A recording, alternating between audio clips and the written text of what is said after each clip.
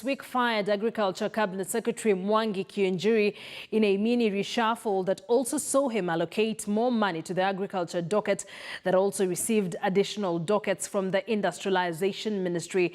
But could these changes have been occasioned by the pressure on President Uhuru Kenyatta to silence noises within the Mount Kenya backyard? Murimi Mwangi finds out on this week's House of Cards.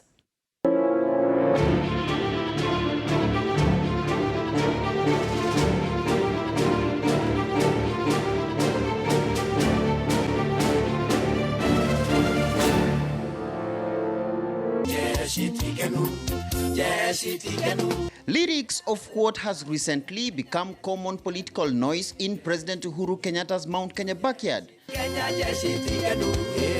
which is captured in this song by Kikuyu musician Kamanda Wakioi, dubbed Jeshi Tingenu, loosely translated as "Your troops are unhappy," has been occasioned by the disillusionment of the youth in the region for, among other reasons, job losses, collapse of businesses, and dwindling fortunes in agriculture.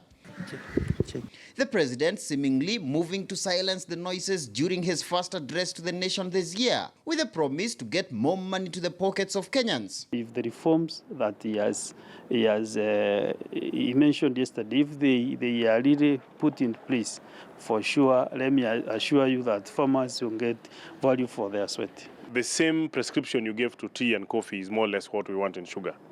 Pay off the old debts, restructure the management, inject capital, and sort out the corporate governance by giving us boards that are responsive and a management. But could the president have also instituted the cabinet mini reshuffle to reconsolidate his Mount Kenya support base?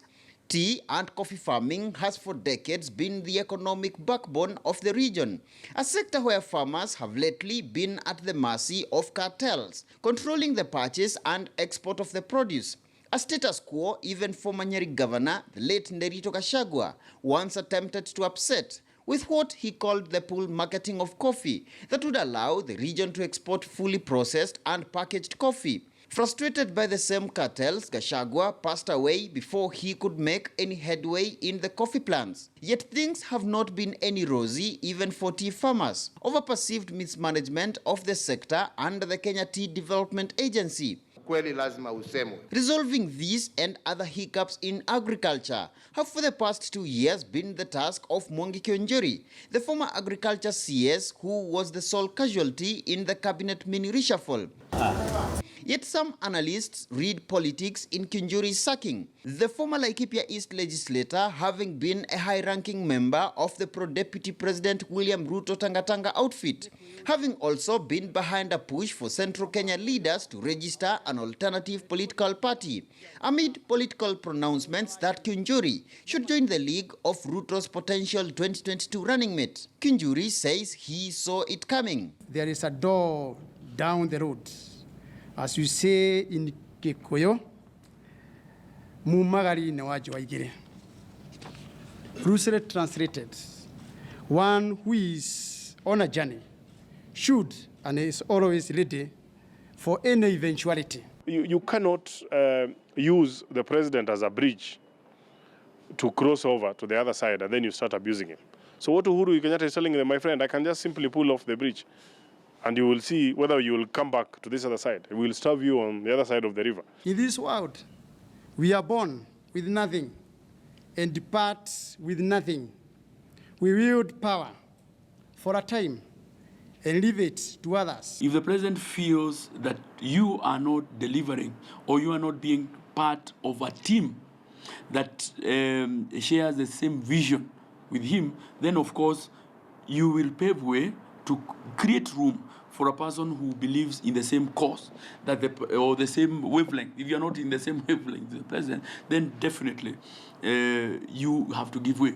But in a move that gives a hint to Kenyatta's leadership style heading forward, Peter Munya, a close ally of the president and arguably one of Ruto's most bitter critics in cabinet, takes over the agriculture docket with additional funding and key trade departments that he crosses over with from his former industrialization ministry. Another of Ruto's critics, former Nyeri Senator Mutahi Kagwe, who was also the MC at the Sagana Mount Kenya leaders meeting convened by Kenyatta, now also awaits Parliament's nod to take the helm at the Health Ministry. He has experience both as a politician and as a minister. So in a difficult docket, because health is difficult, I think he felt he needed to bring Mutahi for those reasons. And with the raging political debate over the now famous Building Bridges initiative, expected to radically alter the executive structure of government, more changes loom in the Kenyatta administration as he steers his final term. Mwangi, KTN News.